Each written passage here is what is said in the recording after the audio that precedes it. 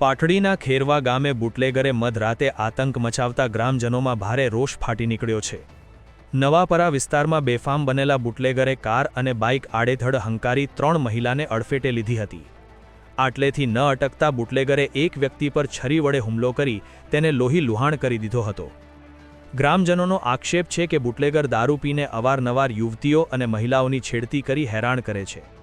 અમે અત્યારે ખેરવા ગામથી જે ઈસમ છે હબીબભાઈ ખલીફા જે દારૂ પીને આતંક મચાવે, 2-3 અમારી છોકરીઓને ફેટું મારી, 2-3 છોકરાને લગાડ્યું અને આતંક મચાવે। અમે અત્યારે આખા ફરાવાળા આવ્યા છીએ કે આનો કાંઈક બંદોબસ્ત કરો, કે આ નહીં થાય તો અમે આગળ જાશી કે અમારે રહેવું કે નહીં। અને અવારનવાર આવી જ કરતો પડે। તમામ ઈજાગ્રસ્તોને હાલ હોસ્પિટલ ખસેડાયા છે। ગામમાં ભયનો માહોલ ફેલાવનારા શખ્સ સામે પોલીસ તાત્કાલિક કડક કાર્યવાહી કરે તેવી માંગ સાથે લોકોમાં આક્રોશ છે।